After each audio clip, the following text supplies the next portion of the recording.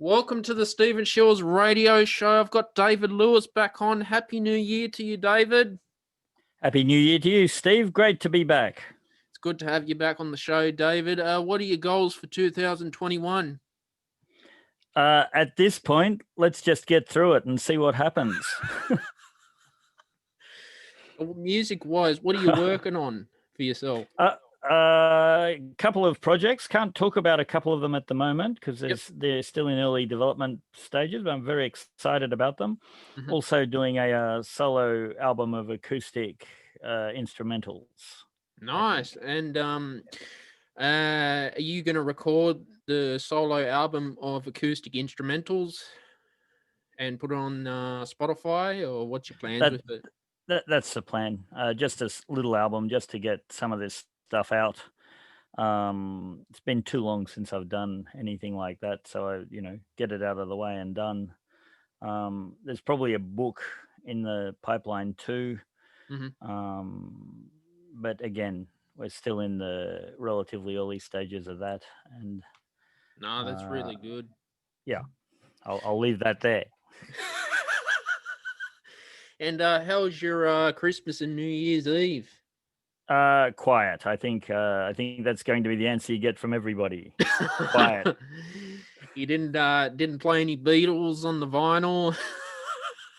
Actually, I don't have vinyl, so no. Or the cassette tape? Did you bring back memories? I couldn't find my biro, so I couldn't play any cassettes. Oh yeah.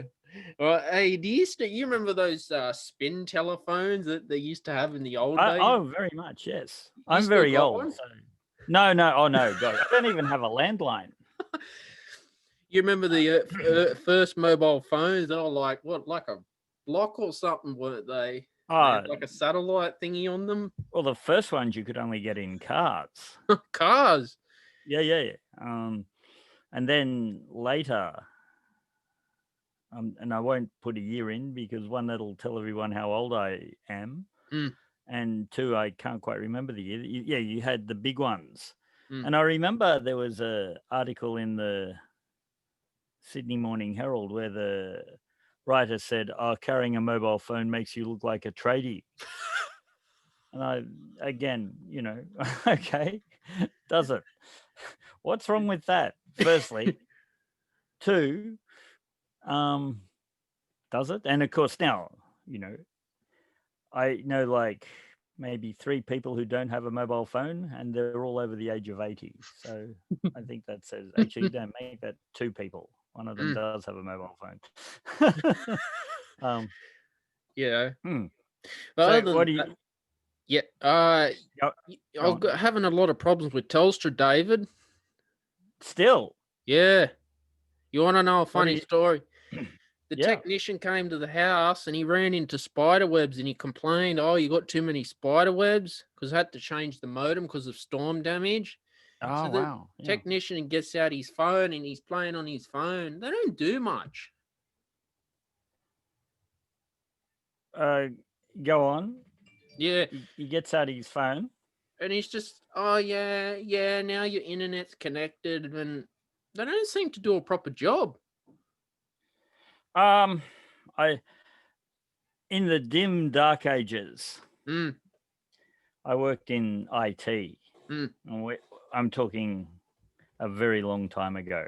Like we used to have to top up the machines with kerosene every day to make sure we could get the pilot light going so they'd work. And sometimes the technician doesn't look like they're doing a lot, but you've either realized you can't do any more, or there's a lot going on within the equipment and there's a lot of waiting around. So, and of course it's frustrating for the customer who doesn't understand what's going on.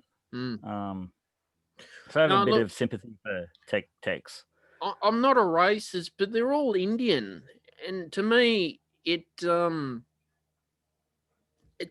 a proper 100% job. What Telstra customers are finding. I think the issue is probably more likely to do with cost cutting and management rather than the guy at the at the front end, and of course they're the guys who cop the brunt of it too. I haven't looked at Telstra in a little while. I'm on Telstra. Yep. How are you finding it? Fine. Yep. I recently swapped to NBN, and things are a lot more stable.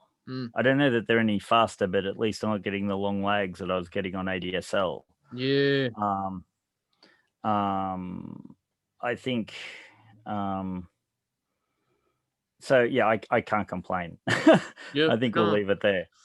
That's just what we're experiencing, because we're in a bit of a rural area. Like the whole street had no internet for 4 days because of the storm damage, and we're on the phone for Telstra for an hour answering the same questions over and over again as well. Yeah, that's a systemic issue, I think. And I'll stop there because I know you don't like to talk about politics or religion. And I could go on. Yeah, let's move on. Oh, that's my rant of the telecom company. Up next, clouds. No, but no, everything's changing. Like, I wanted to talk to you about Apple. You're a big Apple user, I found. You love Apple versus Microsoft as well. I like Apple. Yes, I'm not. I've found it most useful for my purposes. Now, I've got the new iPhone SE. They took out the the headphone jack. Yeah. So I got 128 gig. Do you feel since Apple took the headphone jack out, it's just not the same anymore? Or how do you feel about it? I guess semantically it's not the same because it used to have a headphone jack and now it doesn't.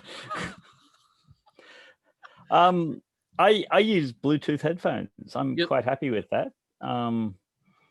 At the time I thought, oh no, my beautiful $5 headphones I bought from Kmart, how am I going to use them? But I still have these. Wow. I use in my laptop.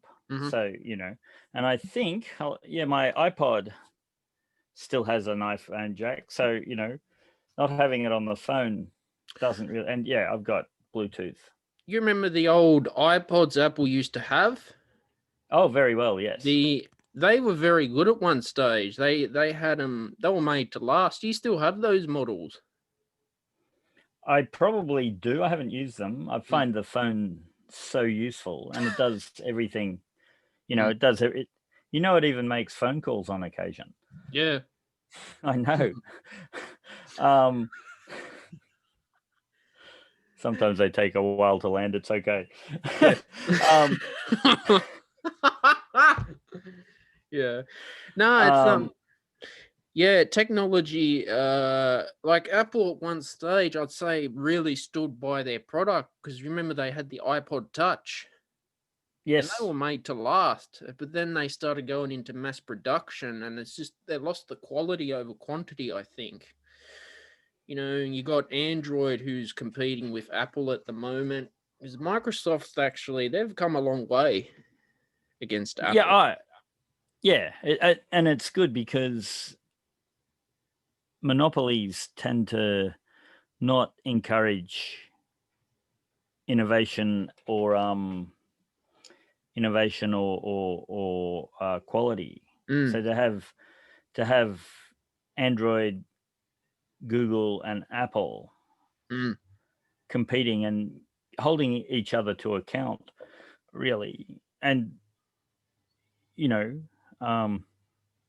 the war to me seems to be over how good the camera is, but also how fast they are, how the size of the screens, yet the portability. I think ultimately the technology benefits, whether the consumer does, whether society does. That's a whole other argument for a whole other day. But certainly the technology gets better and better and better. No, I agree. I mean, we got so much on the iPhone now. We got metronomes, we got real books. We can get chord charts. We can download tablature, music theory, oral. Back in your generation, you never had any of that stuff to learn music. You had to learn from the textbooks. You couldn't. Pretty much, yeah. Yeah, when I was first starting out, you know, and even, you know, at high school and stuff, I'd read rock and roll encyclopedias and you'd come across group names, some of who were quite big, but there was just no access. They didn't play them on the radio. The record shops didn't sell the stuff, even if you had the money to buy them. You know, and so there was this sort of mystery of, you know, who are Mott the Hoople? David Bowie liked Mott the Hoople. Wow. You know, they must be great. And they were, you know, if any of the guys are watching, hi guys. You know, or Jethro Tull, who became one of my very favorite bands.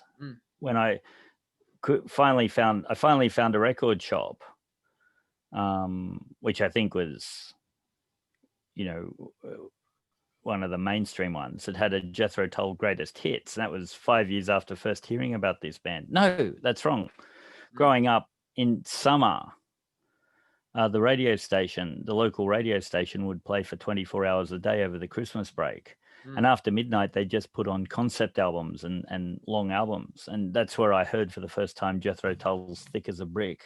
Yeah. And I think Pink Floyd's Dark Side of the Moon and Hitchhiker's Guide to the Galaxy and things like that.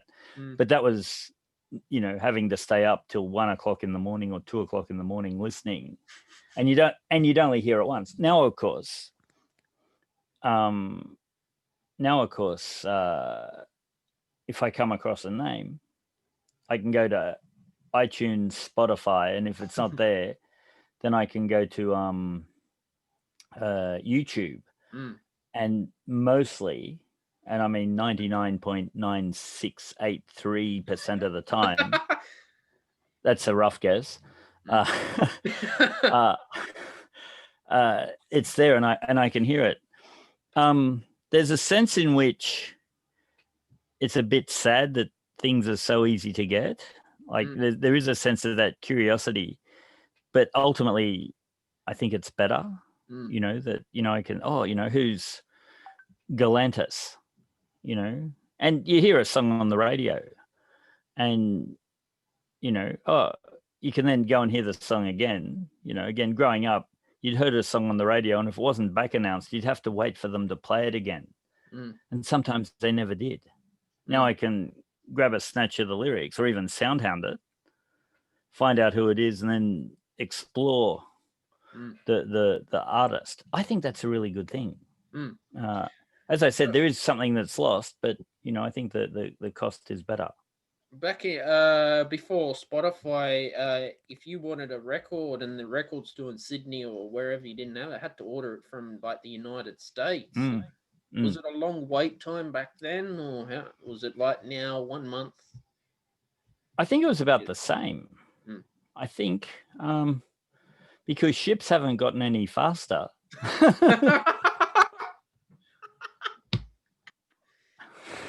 Was it all done by ships or airplane? I think so. I think you could pay, you know, the old biplane would, you know, they'd push up because I'm that old. No. You know, and hopefully it'd make it. You know, once you got past Samoa, there was a good chance.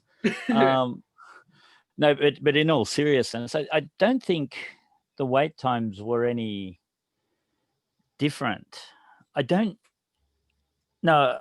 A friend of mine used to import stuff, and I think they took about 4 to 6 weeks, which is what they can now, unless you paid, you know, $80 or $100. And then you could get it on the plane and it'd take 4 to 5 days. Yeah.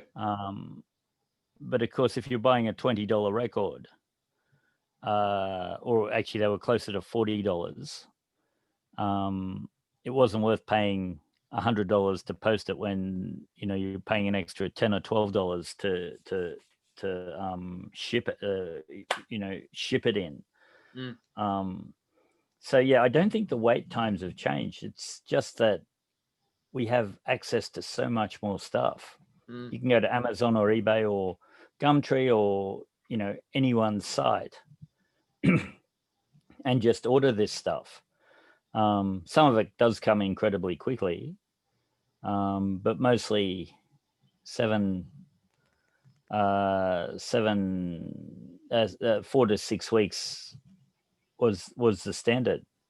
And of course, today we have access to so much stuff. You forget you've ordered stuff and it comes in and it's like a nice surprise. Oh, I didn't realize I'd ordered this. Then you realize, oh wait, yeah, I did. I don't need it anymore. Oh well. Send it back. Send it back. Dear sir. Back before Amazon happened, if you had a record arrive in the mail and it was scratched, oh god, and then you had to post it all the way back. Oh yeah. Pay the postage on it. That's frustrating. Yeah, we didn't know any better. And again, I've never really been into vinyl. I'm old, but I'm not that old. I had LPs as a teenager at home, but when I moved out of home and moved to Sydney, I went straight to CD. Yep. And the CD market, and you know, I was in Sydney, so I had access to a lot more stuff. Oh yeah, no, you can't see the full extent of my CD collection, which is way too large. No, it's CDs I've noticed are dying out, but see vinyl, more people are buying vinyl now instead of CDs. No, that's interesting.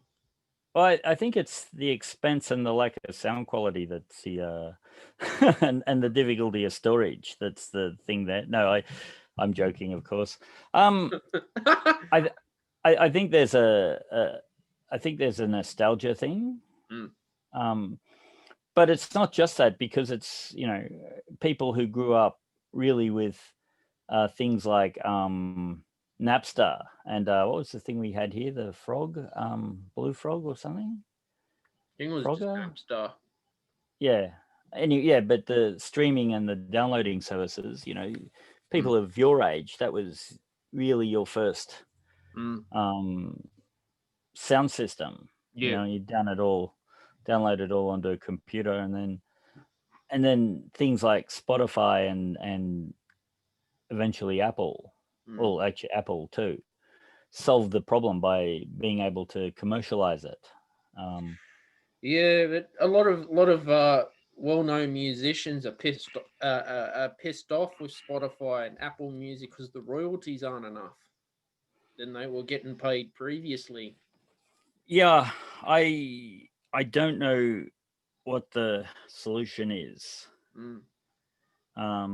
except of course for Spotify and Apple to pay better royalties. The thing is that, and the other thing too is that usually, like, people say, oh, this will kill the music industry. It might kill the industry, but it won't kill music. There'll always be creators. There'll always be people who listen to music. I've said in the past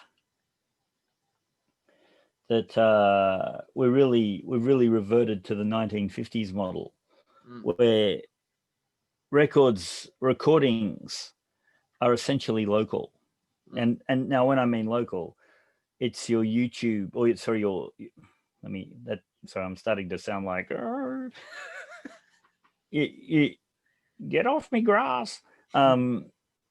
It's your local community is maybe your internet community. It might be spread all around the world. Your social medias, all your social medias, and you don't make the records are really to promote your touring.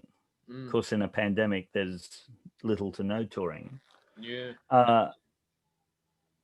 And we have the added joy, I guess, of merchandise. You know, so particularly hip hop, but Kiss were the real innovators in this, I think. You know, you get Beatles lunch boxes and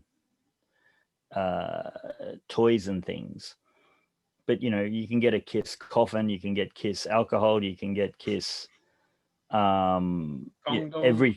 Yeah. Yes, everything. Gene, I saw Gene Simmons talking about that once on a show. I've never tried them.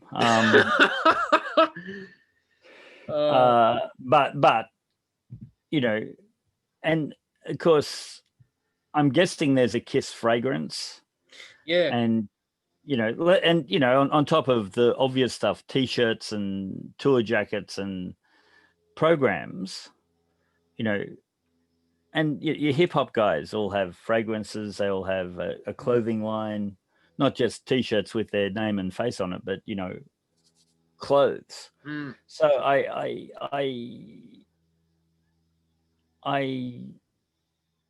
think we have kind of reverted to a 1950s model where your touring is the money making, your recording is your promotion, and then if you can sell anything extra, that's fantastic because you can sell a lot more. And things like with touring, right? I've never toured. Have you toured? No, not overly. No. How do bands make money? Because it costs a lot of money to tour. That's where good management is vital. Now you can manage yourself, of course, if you have those skills. The band Wolfpack, who are a terrific band, played Madison Square Garden without an agency or a recording deal. Jesus. They did, they weren't the first, but there's been no more than 2 or 3. And I don't know who the others are, I think. But that was through the hard work of making sure they built their internet fandom, that they used that effectively. If you don't have those skills, and I venture to suggest most musicians don't. No, it's hard. Learning this stuff takes away from playing. Yeah. And as musicians, we want to play. As music professionals, though, we need to remember that the business side is important. So if you can get a good manager who can keep costs down and keep income up, you can make a decent living touring. Now, it's a hard life. It takes you away from your home, your families, your friends.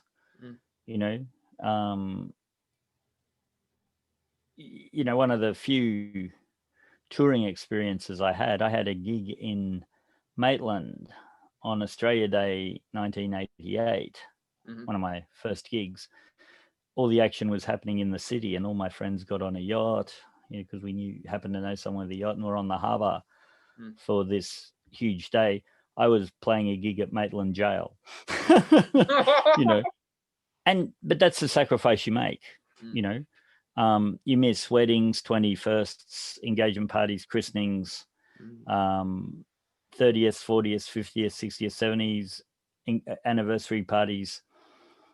You miss most of those, and if you're not prepared to miss those, and there's a good argument that you shouldn't miss those. You're probably going to struggle in the music environment of today, unless you can get 8 million hits on your YouTube channel. I think YouTube pays, is it 1/8 of a cent or 3/4 of a cent? Yeah, I think it's 3/4 of a cent per play. So if you can get 4 million YouTube, you might get $1 million, something like that. Guess how much my first royalty paycheck was? $3. $3. Well, don't spend it all in the one shop. No, that was good. Put that away. There's some good return on that. Yeah. No, that was my first ever paycheck from royalties. Oh, that's great. Yeah, no. 1 year on streaming services as well. But I've found my experience, I've had to pay to get on the Billboard charts as well. And there's no guarantee that you'll get hits. Oh, you had to join the RIAA or something, did you? Yeah. You can as an added cost from your distributor. So I thought I'll try it. So yeah. No, it takes time. It takes time. It takes perseverance. It's hard. It will break you over and over and over again. I argue, and this is not to discourage people, but it's to try and encourage people. If you don't have to do it, you probably shouldn't be looking at it full time. If you think, oh, I'd be happy being an accountant or being a school teacher, and I'm not disparaging any of those jobs at all. If you don't have to do it, you probably won't do it.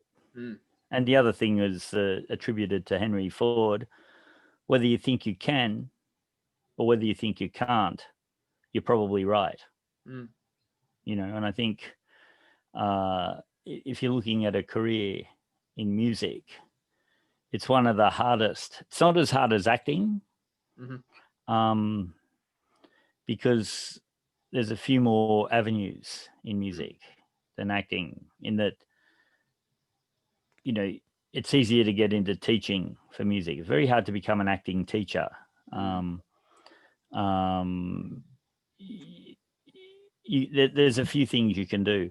And the other thing too is that only a very, very few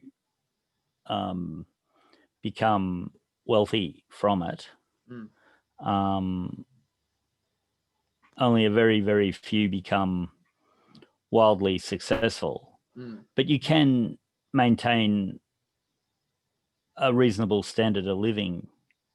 And there's a sense too, and my older friends are going to yell at me for this, but in that, always take advice from older players, but also understand that the market or the industry that they started in is vastly different to the industry that you're starting in. And so, a lot of people say over 40 struggle to understand how anyone makes a living today and how you could start out today. But when they were starting out, people who were 40 were saying, I could never make it in today's industry. And that goes back to, probably the medieval times. I wanted to elaborate on that with my experience with Shiels Productions and entrepreneurship. I never had intentions to be an entrepreneur, never was interested. And I'd go to job interviews, David, and the boss would say, why aren't you doing something with music? I'd be just stunned. So I got so many knockbacks from IT jobs, and I just thought, oh, bugger it. The pandemic hit, just do it. Yeah, and to be fair, it's a bit counterintuitive to start a career which requires, in many ways, a lot of people in an enclosed area to appreciate it in a pandemic. But then if you can make it now, when times are good again, you'll do really well, hopefully. I have. Obviously, I can't promise because there's a whole range of factors. A lot of very talented people go nowhere, and a lot of moderately talented people do very well. It's hard work, it's luck, it's having the right balance of skills. You might be the best guitar player since Eddie Van Halen, but if you can't translate that into something someone wants to sell, you won't make it. Nobody's interested in your experimental approach unless you can sell it. Yeah, that's what pisses me off about the whole marketing side as an entrepreneur, because in the beginning you don't have the funds to be able to hire a marketing person, and you're doing it all yourself. all Yeah. your marketing, your bookkeeping, Yeah. your social media. Yeah. You know. It's hard, but that's true of any. If you started a bakery, you're sourcing your own flour. You're installing your own ovens. You're working out your own recipes. You're promoting your own business till you start to get a bit of traction, and then you can start to hire people. The other thing too is that often, not always, but often the right people turn up just when you need them. Actually, always the right people turn up just when you need them, and sometimes it's a matter of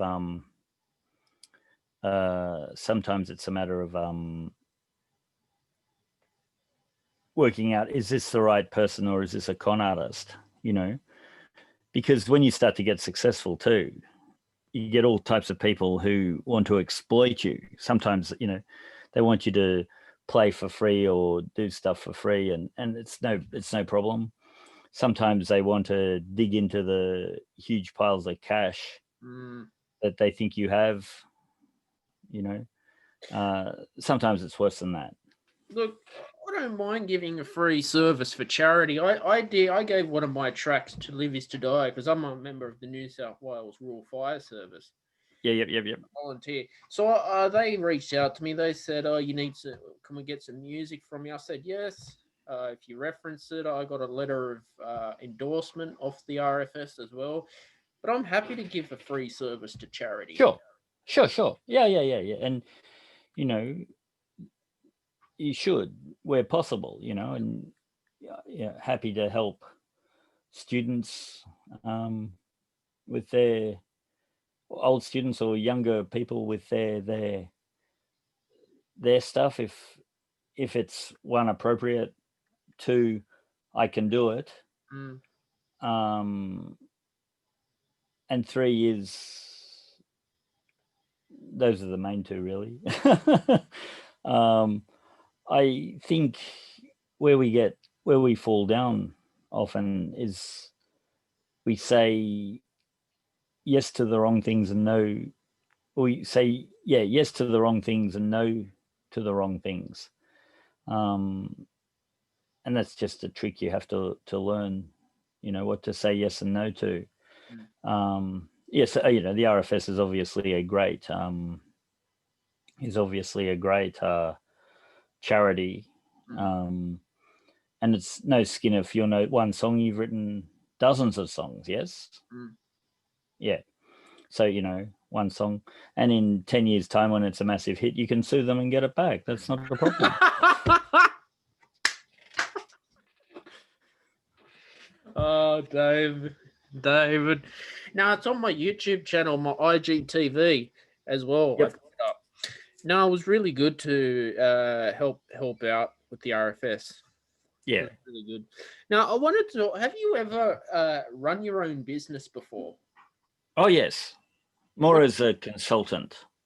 What's been your greatest moments and your most lowest of moments as a businessman?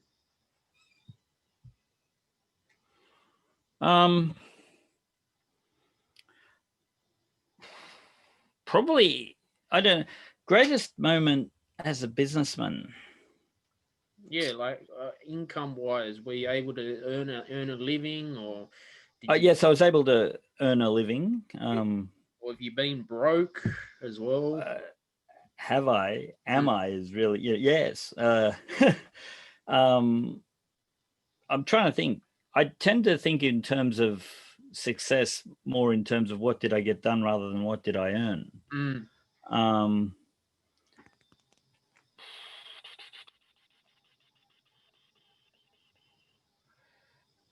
Now everybody's thinking he hasn't done anything.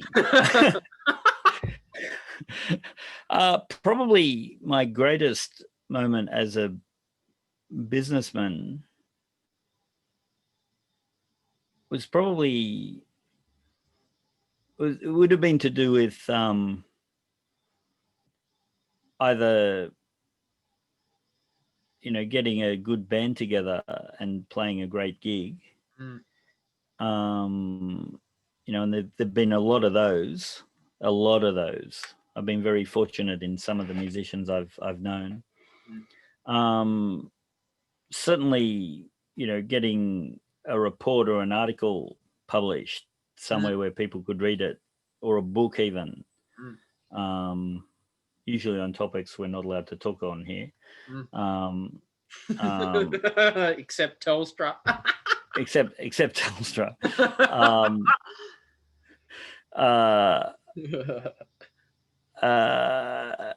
And the other thing too, I'm struggling because usually when I've done something, it's done, and I like to move forward. You can, for me anyway, you can hold yourself back looking in the past.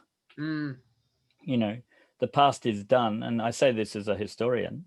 So, those of you who are into paradox might like to write this down. This is a good one. I think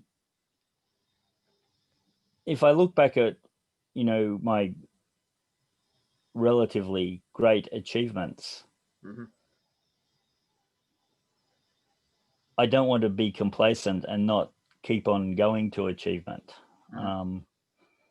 So, yeah, but those of you who are savvy with the Google can probably Google my name and see some of the stuff I've done. And I'll let, and I'll leave it there. No, the reason why I say this because there was Walt Disney. He filed bankruptcy I think it was 300 times. He filed bankruptcy.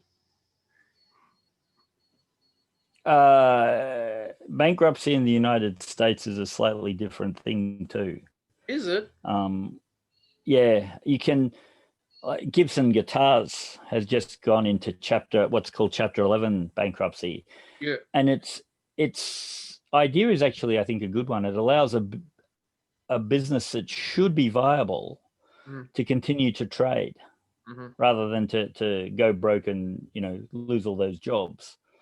So there are some strict conditions. You got to restructure, and you're not supposed to spend money on things that aren't good business. But it means that you can trade your way out of insolvency and back into a position where you're good.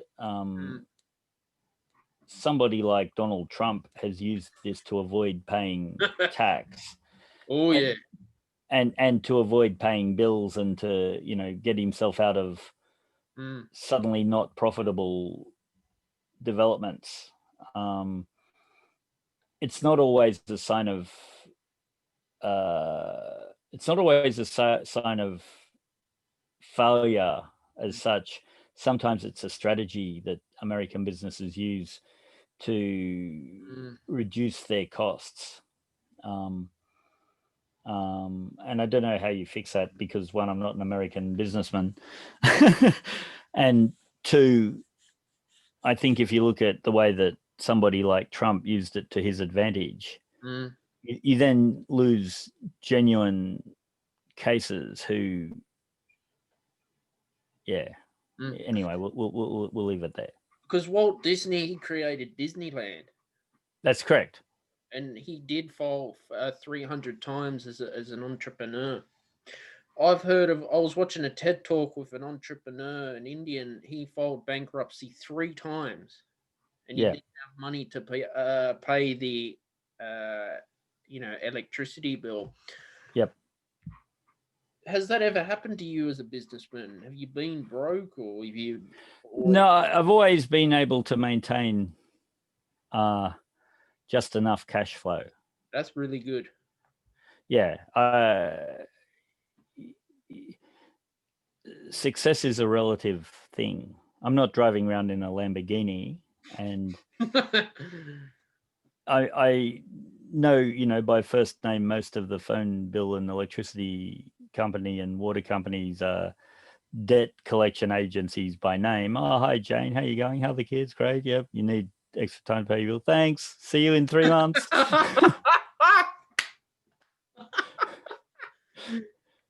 But yeah, no, we've been lucky. No, that's good. Yeah. Because I've known some businessmen, even entrepreneurs, who didn't have money to go to a restaurant. Oh yeah, yeah, for sure. For sure, it's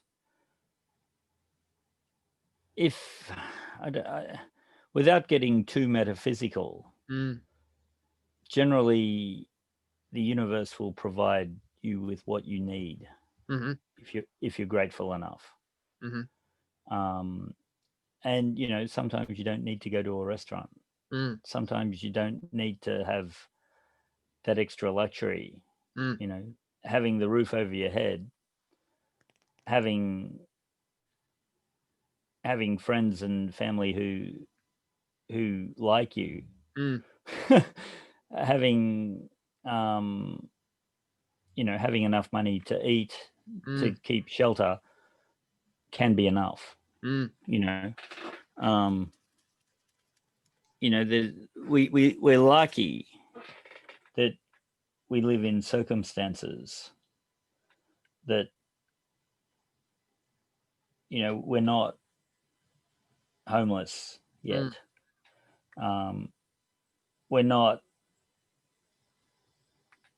unwell, you know, and I'm also not saying that, you know, those people who maybe aren't as fortunate as we are any less worthy or have deserved this necessarily. You know, there are some people who've just had incredibly bad luck. And all we can do is be grateful that it's not us, and do what we can to help. You know, look at Marshall Mathers. Eminem grew up in Detroit.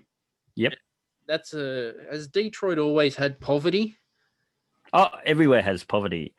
Detroit got hit very hard after in the 90s. Detroit got hit really hard because the car industry in the States collapsed. But big industrial towns tend to have poverty because people move there because there's the hope of a job with one of the factories. But yeah, but every major city has always had poverty. Wow, even Sydney. Yes, one of the jobs I did in the past was working for the Clemente or the Caritas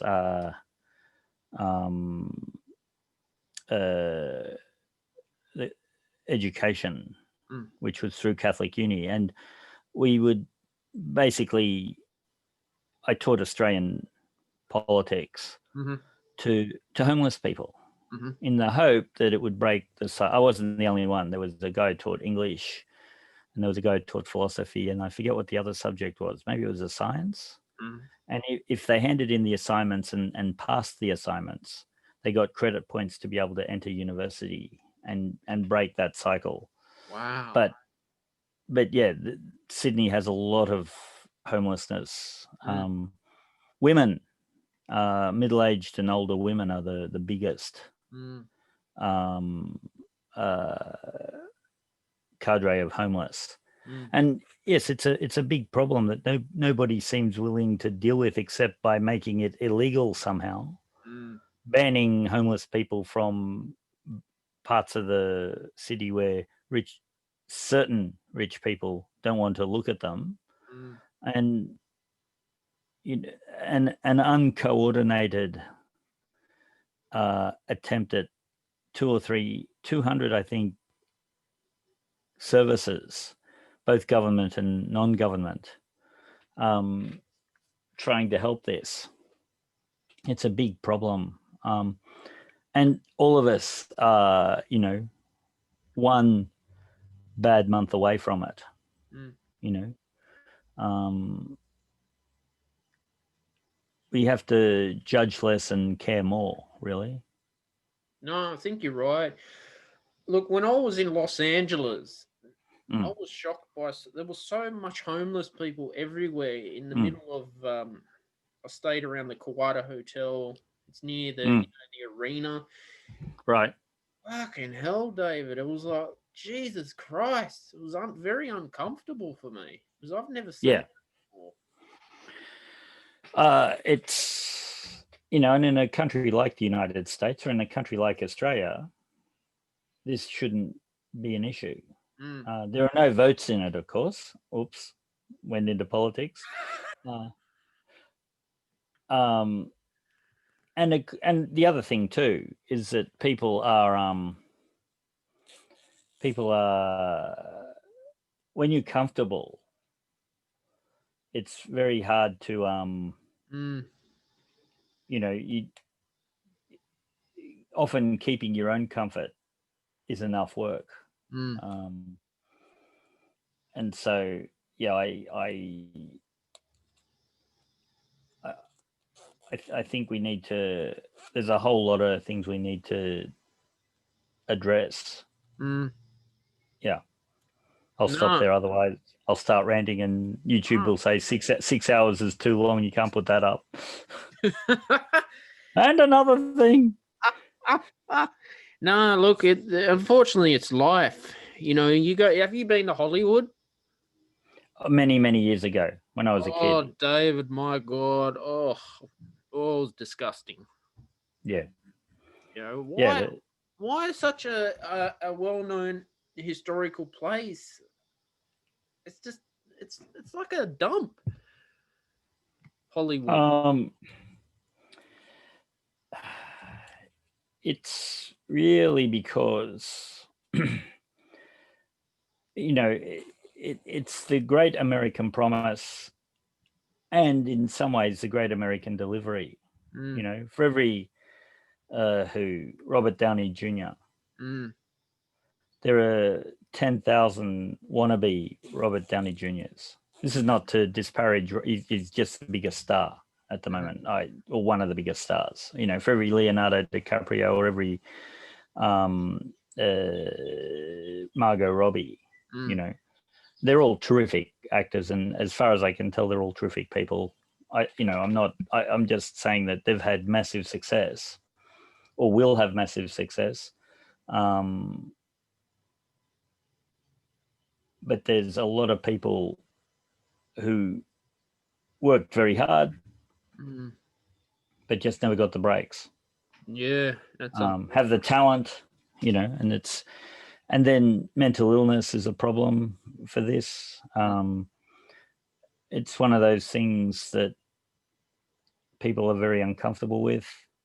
It's got a huge stigma. Addiction is a problem, and you can be addicted to many things. And it's not, it's easy to say it's a moral failing, but it's not really. I think it leads to moral failings because the addiction is a disease that consumes. And so you make choices that perhaps you mightn't. And I speak as someone who's never had any personal experience of this stuff. So if anybody says, no, David, you're absolutely wrong, and you've been in that position, you're more than welcome to comment on the YouTube or email Steve. I'll ignore it because I'm right. No. But just through my observations,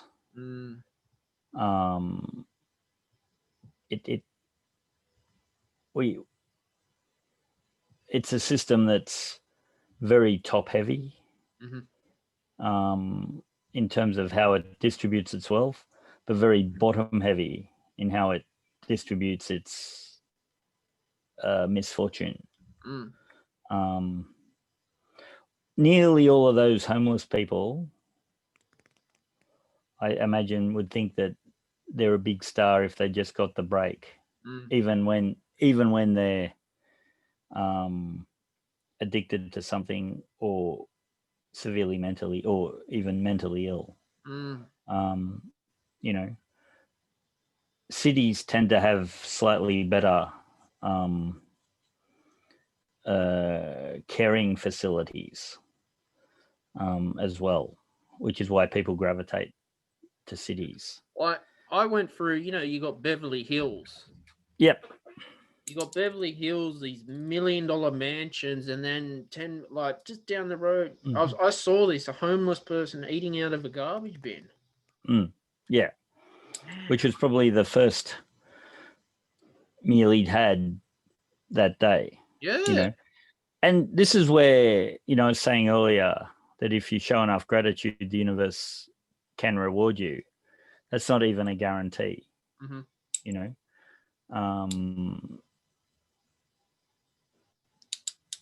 yeah, we live in a very cruel and capricious universe.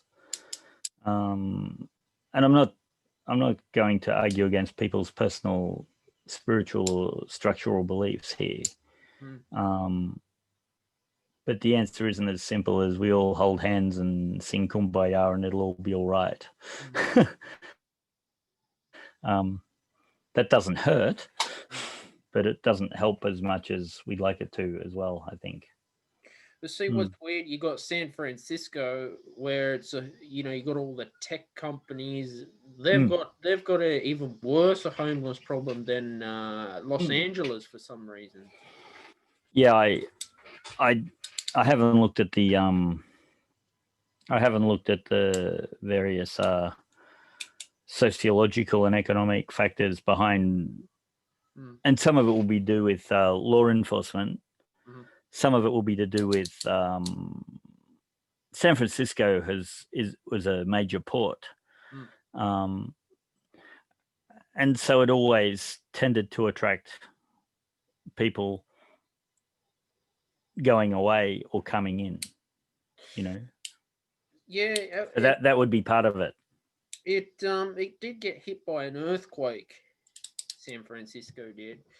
Oh yes. And it's I think it'd be the next city or state of America that if a tsunami was to happen, it would go to San Francisco. Apparently so, yes. Now, the city I've heard is quite polluted. It's got a lot of, I think it's smog in the air. Yep. It's I've heard from tourists that it's not a very clean city to visit. I was in San Francisco when I was 15. My memory of it was a beautiful city. Yep. But it was a different place then. So, and I haven't. One day I'll get back. I mean, obviously, there's no travel in a pandemic. No. And there's a song title for you. I've got a song called Pandemic. Oh, there you go. But yeah, my memories of San Francisco is that it was a beautiful, very much reminded me of Sydney in many ways. A lot's changed because I went to LA in 2018. I went there as a kid, and when I was a kid, it looked much more better. But then, I don't know, because of the global financial crisis, I think America's been hit with a lot of poverty. Worse. Oh yeah. Worse than we did. Yeah. Australia managed the GFC a lot better than the United States did. The United States handled it fairly well, actually. I've just been reading President Obama's memoirs where he goes through some of the stuff he did. And he was hampered by forces who didn't want him to do as much as he maybe should have, and he admits that. But he also says he probably wouldn't have done anything differently had he been given the choice, because you've got to balance all this stuff. Whereas Australia went hard and went early, and basically chased it off, one of only 3 countries of the world to not feel any effect. Well, there was a composer named George Friedrich Handel who lived in the South Sea bubble, which was like a GFC. That's why I brought it up. For the audience, what's a GFC, and how does it start and finish a global financial crisis? Well, you've just answered what a GFC is, a global financial crisis. How do they start? they start with the removal of money from certain sectors. Yep. And that's all kinds of way. Sometimes it's a crash in the property market. Yep. Sometimes it's a crash in the stock market, and businesses have less cash flow to be able to pay people. Yep. So they lay people off. So people have no jobs, so they have less money to spend, which leads back into businesses making money, because if no one's spending money, businesses aren't getting it. There are a whole range of reasons. Sometimes commodity prices crash or go up. You know, in the 70s, the petrol price went up because the oil producing nation said, we're going to charge what we think is a fair price for petrol now, and jack the prices up 30 or 40%. The 2008 one was driven by a housing bubble, banks lending to what you might call subprime lenders, who then couldn't pay back their mortgages. This one will be probably in Australia driven by poor government spending, and an over-reliance on private credit. If it happens, it may not happen. We all hope it doesn't. Yeah. So yeah, it's a whole range of things. It's quite scary because when we had the 2020 coronavirus pandemic, there were people who had mortgages on their houses and had to take a year off. Now, banks are greedy. They want their money, and if you don't pay, well, what do? They take the house. The banks have been fairly good so far in allowing people to change their repayment rates, in allowing people to have time off from paying. Now they're adding this all to the end of the mortgage, of course. You'll pay that 3, 6, 12 months back.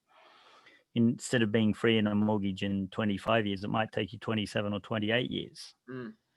Now, to be fair, that's probably not a bad payoff, provided things get better. I wonder how much longer people are going to be. The pandemic's not over yet. I think we've probably got another 6 to 12 months of it before things, depending on the vaccine, the vaccine will take at least 6 months to settle in, provided it works. I hope so. The one, yeah. And it will, yeah. And then things, hopefully for our industry, the gigs will start coming back. The opportunities will start coming back. And that's true for all industries,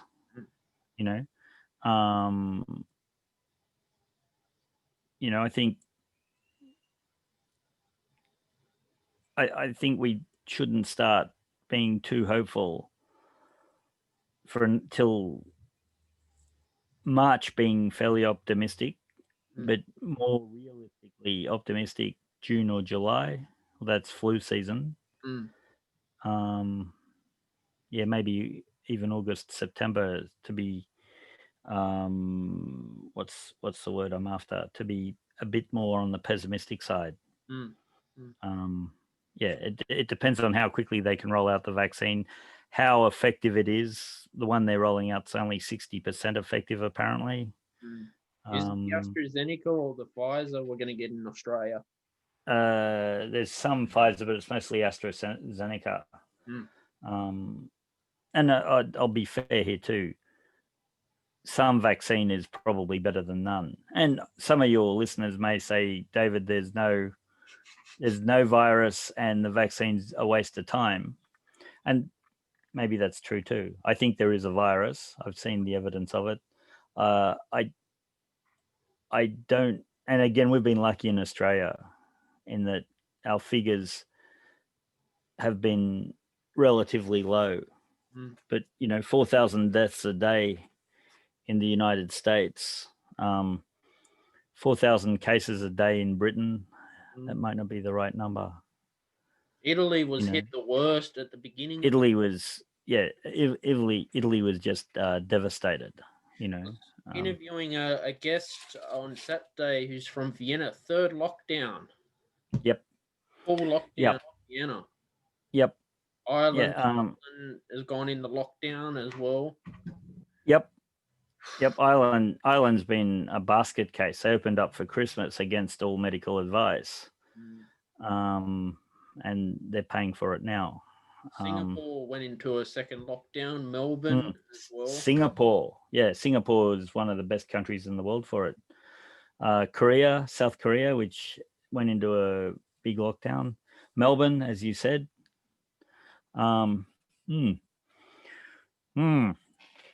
Scary stuff. But I wanted to say about banks in the old days, if you didn't make any of your mortgage payments, they used to just take it within 3 months. Yeah. I don't think they want the publicity. Do you know what I mean? And they're making big profits. And while they can carry you, provided you can show cause that you'll be able to get back at some point in the relatively foreseeable future, hopefully they don't want the full closures, because they then have to offload that property, and if no one's buying, the bank becomes filled with empty houses that don't actually help their bottom line at all. So, but we'll see. You see, the situation is, if you had to sell your house to pay back the bank, do you still have a debt after that they're going to chase you for it or not? Or do they let you go? If they sell the house, I think that clears your debts. I think. Yeah. That's weird. If you've got mortgage insurance, the insurance company covers it for you, then chases you for the debt, and you still lose your house. And that's when people file bankruptcy. Yeah. Which is sad. No, and also too, like, I think there was some famous musicians who got hit with a huge IRS tax bill because they didn't pay their taxes. Yes. In America. Now, America, with the IRS, if you don't pay your tax, they repossess things from you. Take stuff away. Yes. Yep. They will cover the debt as much as they can. And do you still owe money to the debt, or once they've sold the debt, is that it? No, once the debt's paid off, that's it. We're all friends again until the next time. Not with the bank, unfortunately. They're not the banks. No, well, all they want is their money, and once they've got that, and it means that you won't be able to borrow again for till maybe ever. It's a problematic it's a problematic system. Exactly. I'll leave it there, because we will then get into our banned topics. It's very interesting that you talk about this as a musician, because there have been musicians get in trouble. Oh yeah. I'm, for our listeners, I'm also a historian and political scientist, so I have this type of knowledge, which may be wrong, but I have it anyway. That's very good. And okay, like going back to touring, right? Yep. When you get a tour manager, do they look after all your taxes for you, or your finances? No, not necessarily.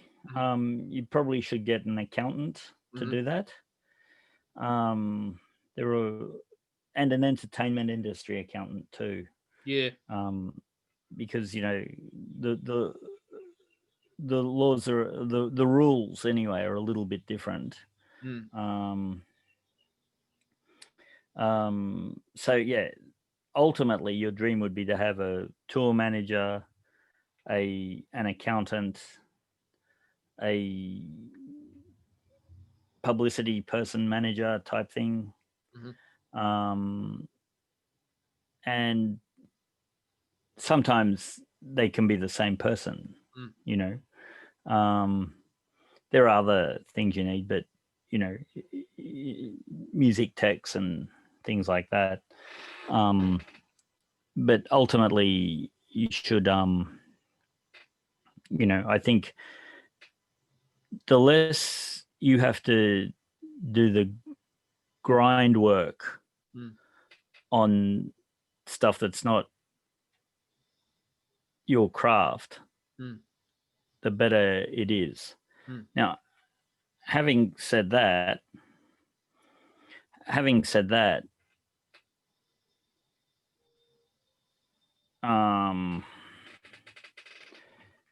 if you can do it all yourself, that's better.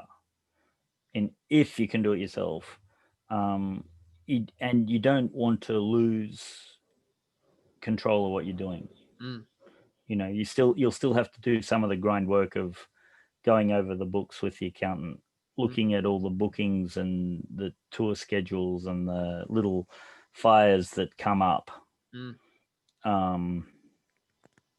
in touring. Talking to your stage manager about the technical issues and the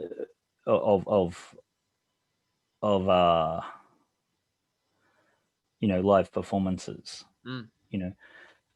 Otherwise, because that's where, if you start to lose control of that, that's where you start to get ripped off. That's where you start to compromise on things that you shouldn't compromise on. There's always compromises you have to make there, but some things you shouldn't compromise on. The integrity of your brand. You should never compromise on that. The quality of your work, you should never compromise on that. You might compromise on, well, this was a 7-minute song. Well, we should do it as a 4-minute song. But you're cutting out the best 3 minutes. Is it though? And you compromise on that. Yeah. But as long as you are happy with the product you are selling, and you are selling it in an honest and integral way,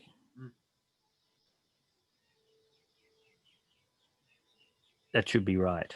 You're doing well. You've succeeded, basically. And then if you get money from that, even better. And if you can sustain it for, a period of time, even better again. David Lewis, it was a fantastic show with you today, back on the podcast. Where can people find you on your social media? You'll find me on Instagram at I think Delu2192 is my Instagram page. So I look forward to mostly pictures of my cats. So looking forward to seeing you there. But any major announcements I'll put there as well. So I'll look forward to that.